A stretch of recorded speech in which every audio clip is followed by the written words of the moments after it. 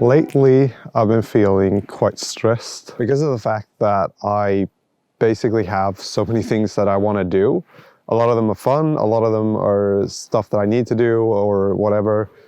And at the same time, I almost get nothing done. And I'm almost getting to the point where I feel burnt out, while at the same time, almost getting nothing done. So I'm like, how is it even possible for me to be burnt out doing as little work as I actually do, or as little stuff as I actually do? And that kind of makes me feel a little bit shit about myself, because of the fact that, like, if I'm getting burnt out doing as little as I do, then how am I going to be able to do anything, like get anything done in life? I think that the problem is the fact that I have too many things that I want to do.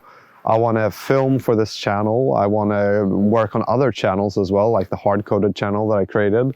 I want to build this app. I want to build other apps. I want to learn certain things within programming. I want to learn to paint. I want to start drawing a little bit more. I also want to exercise. I want to hang out with friends. I want to go out for walks. I want to hang out with my family. I want to read more, and there's just so many things, and also random things that comes up. Like today, or like the last week, it snowed a lot here in Gothenburg, which basically never happens.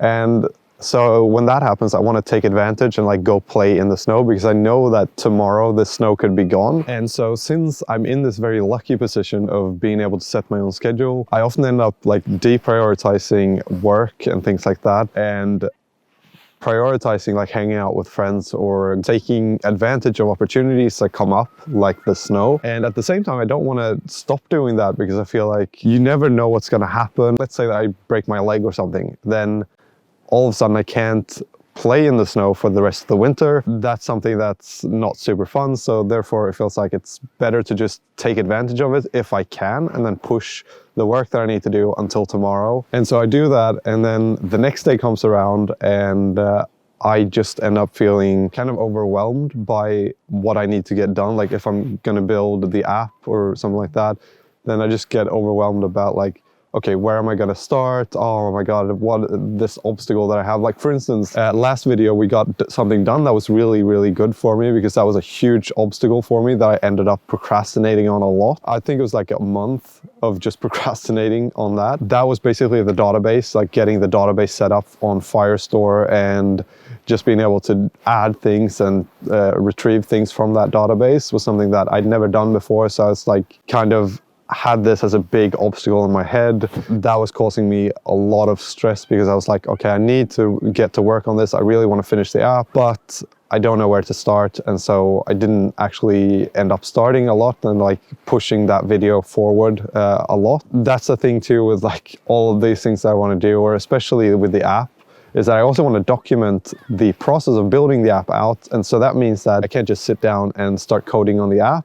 I first need to come up with like, how am I going to film this? So instead of just having the choices of like, okay, I'm coding on the app, what is the next step? Like, am I going to do this or am I going to do that for the app? I first also need to figure out like, okay, I'm going to film this. How am I going to film this? Which angle am I going to do? I'm going to do a time lapse or screen recording or something else. And so it kind of becomes like two tasks in one task instead of just the task of programming. I think that's something that adds a lot to the stress, but it's also something that I think is fun. I like filming this, and I think that the filming part is also pushing me to actually work on the app. So it's kind of a give and take there. I think the solution is just to create a schedule, really. That's what I should do, and like stick to that schedule. Anyway, what we're gonna do today, hopefully, is get something done on the actual UI, because now we have the database pretty much working as it should, which is super exciting, and I'm really happy about where we're at.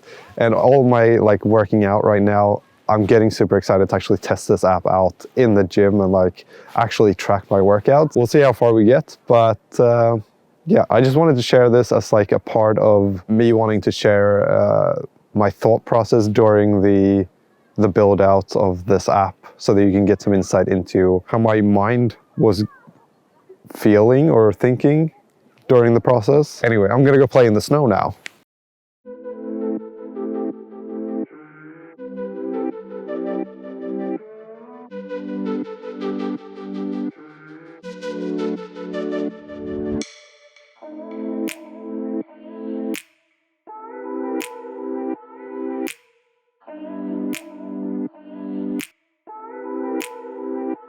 All right, so today what we're going to be doing is essentially trying to build out an MVP, just something that I can take to the gym so that I can kind of try some things out. And what we're going to first start out with is actually designing the basic layout of creating a workout. So that page, like the workout page. And we have this design here that I got from a Fiverr artist that I made a video about a while back. It was like a year ago now. And they basically designed this page, which is supposed to be the workout page, but there's some things that I need to change about this so that I can actually use it the way that I want. But this is going to be the basic layout, the basic color scheme. So I'm basically just going to copy some of this stuff over here to Adobe XD. Try to make it as simple as I can as a layout so that I then know what I can do once I go into Flutter and start actually building out the app and the UI. I just need a rough idea of what I'm actually going to build. So that's what we're going to start with.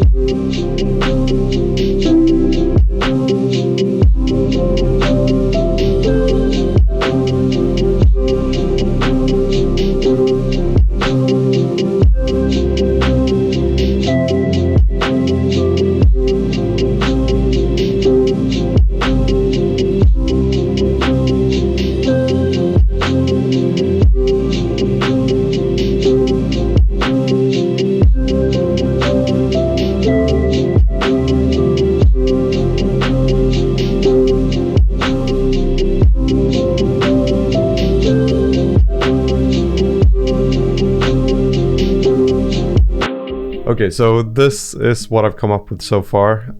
This is the basic layout of it. So you press this button to basically add another set. And the reason that we don't just have sets here is that for one set you might be doing 20 kilos and 10 reps. The next set you might be doing 60 kilos and 5 reps, and you might be doing multiple sets at each weight that you increase. So we want to be able to track each one. So that's why that looks like that. And then we have this add new exercise button. When you press that, you'll get an option to write down the name for the exercise, where you'll get a list of all the exercise names that you've already added in to your app. Then up here in the corner, we get a list of the total, or a number that's basically the total sets that we've done for this particular exercise. And I'm thinking that this could be a button where basically you press that and it will change to the total reps, and if you press it again, it will change to the total weight, and if you press it again, it will change to the average weight. This is something that I'm not sure how I'm going to implement, because I think that's kind of useful to have that for each exercise, because sometimes you're like, okay, I want to do 16 sets for chest today, or like 8 sets or whatever. So it's kind of good to be able to track that. And then up here we get the totals for the entire workout, which is the sets, reps, kilos lifted, and the average weight per rep. And I'm not really sure how this is going to look, but again, this is just going to be the MVP, or minimum viable product. So I'm just trying to make something as basic as I can, but that still looks somewhat good so that I can actually sort of enjoy using it in the gym. But this is where we're at so far. The next exercise would be added on a similar card to this one, but it would say just a different thing, and it would go down here. And I'm thinking that this plus thing should probably remain on each one, because maybe you keep going with the workout and then you realize, oh, I forgot to log one set. So you want to be able to easily just add another set. And I'm also thinking that it'll be like a swipe function where you can basically just swipe away the different sets, like swipe, and then there will be a delete button that shows up. And you'll be able to delete it if you want. And yeah, I think that's pretty much it. And then we're gonna now just start building this out, which I'm really excited about. I'm super excited to be able to actually track a workout and test it out for real. So yeah, let's try to build this page out in Flutter.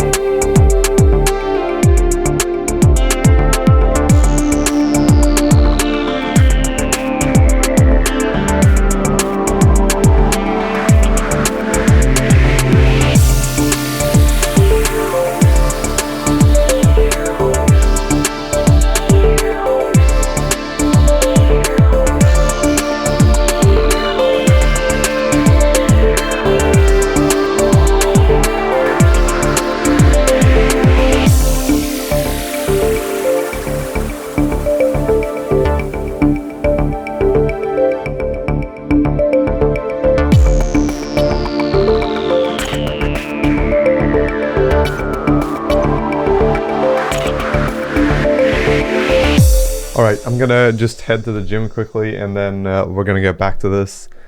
Hopefully tonight, maybe tomorrow, we'll see.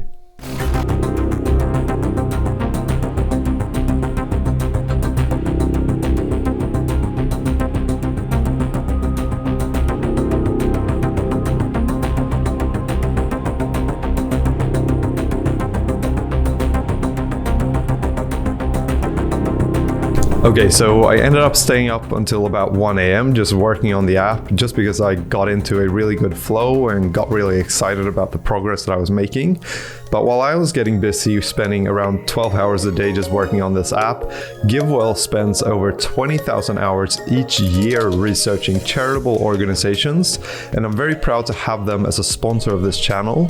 So GiveWell is essentially a place where you can go to find trustworthy charities to donate to. And the thing about GiveWell is that they don't even take a cut themselves. The way that they make their money is from foundations and individual donations, and this is to make sure that all of your money goes exactly where you want it to go. The charities that you'll find recommended on GiveWell are the highest impact evidence-backed charities that they've found, which means that GiveWell helps you find charities that actually make an impact. So something that I really recommend is actually, if you're unsure about what to get someone for Christmas, then a really good thing is actually to donate to a charitable cause in their name. Especially with people that we all, I guess, have in our lives, which are the people that, like, they don't ask for anything, they don't really want anything, and they also don't really need anything. But you at the same time feel like you need to give them something to just show appreciation. And so to me, in my experience, a really good solution to this is actually to donate to a charitable cause in their name. And usually these people are super appreciative of that, because you're actually doing a nice gesture and you're also donating to a good cause, which is a great thing. Plus, GiveWell is matching donations from first-time donors dollar for dollar up to $250, which means that all money donated up to $250 is doubled. I really think that this is a great thing, and I highly recommend checking them out. Click the link in my description to donate, and be sure to use the fundraiser code CAL with capital letters at the checkout to make sure that your donation gets matched. And thank you so much to GiveWell for sponsoring today's video.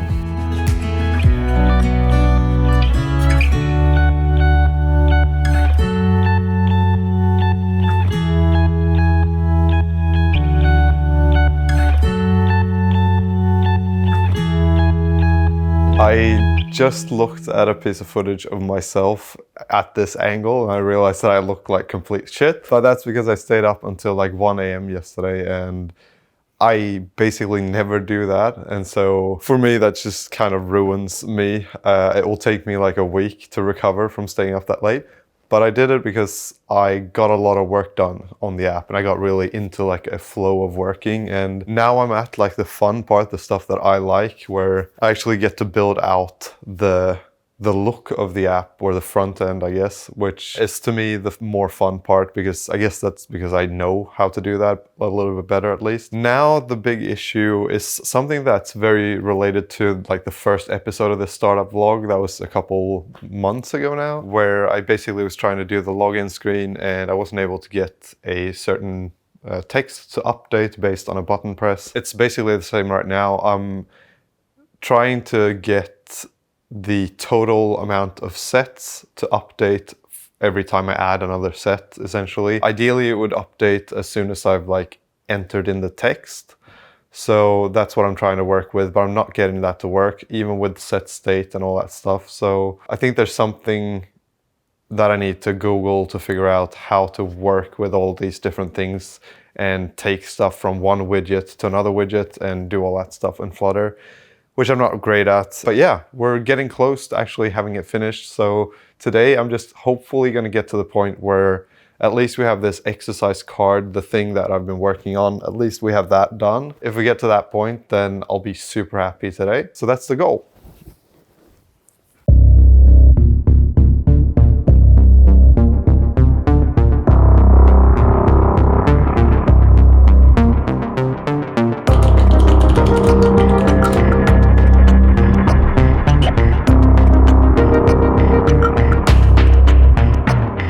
Alright, so now I've finally finished this first part. The exercise card is now done.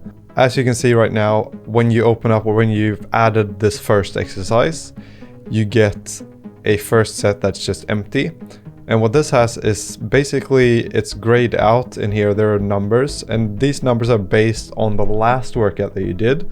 So if in the last workout you did 10 reps and 1 set at 60 kilos as your first set for that exercise, then you get that here as a way to kind of make it easier for you to just remember what you did last time. So instead of having to go back and look at the workout that you did, you'll just get these numbers straight away, which will then make it a lot easier to just remember what you did.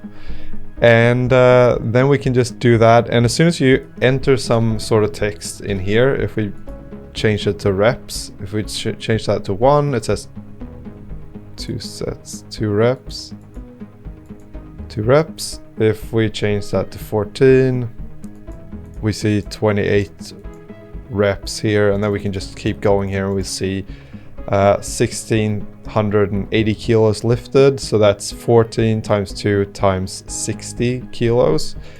And an average of 60 kilos per rep, which makes sense because we've only done 60 kilos, so each rep should be 60. And then you go on to the next one, you get the next number for what you did the last time. So let's say that we want to do some progressive overload. So we do 8 reps and 1 set at 80 kilos instead of 5 reps. Now we can see we've done 36 reps total, lifted 2,320 kilos. So this now actually works the way that we want. I can also actually press save, I think, and I should get this as a new workout here, I think. Okay, the saving doesn't work yet, but anyway, this really works, and I just need to figure out how to save it now. But other than that, everything is pretty much getting closer to where I want to be. We're getting very close to a testable app, which is super exciting.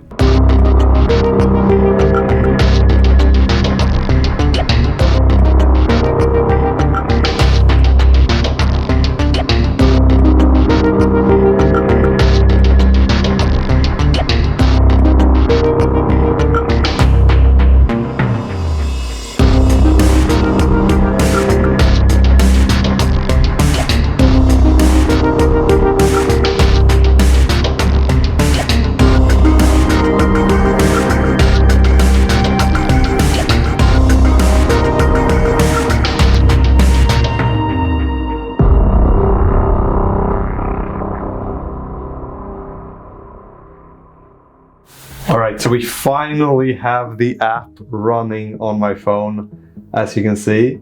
So let's try to see if it actually works as well. Try to add dead lift.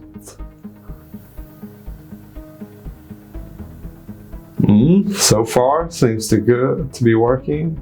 10 reps, 1 set, 100 kilos. Done. Tap that down. We can see the sets, the reps, the kilos, average kilo per rep, and we can add another set of 5 reps, 1 set at 140, let's say. And then let's save this workout to see if it works.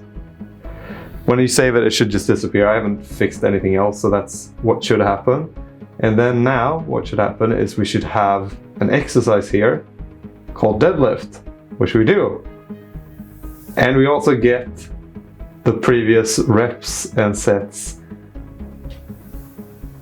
Oh, it works! So I'm super happy about the fact that I'm able to run this on my phone now. And that means that I'm actually going to go to the gym right now and test it out for the very first time with an actual workout and track it. So that's what I'm going to do. And I'm going to do that in the next video. So you're going to get to see that in the next video. And yeah, that's it for this one. I hope you enjoyed this video, and we finally got an actual app on a phone done, which is super exciting. And it's been a bit of a procrastinating journey, but now that I got to this point, I'm like very excited. And the last couple of days that I've been filming this video. I've literally spent, I think, like 10 hours or something like that every day just working on the app. Not because I feel like I have to, but because I'm so excited about where we're at with the app. So right now we can only track workouts and we can't really see the workouts that we've done unless I go to the database. But that's going to be the next step, and I'm super excited about just getting to that point and being able to see all the data for the different workouts in the app. So yeah,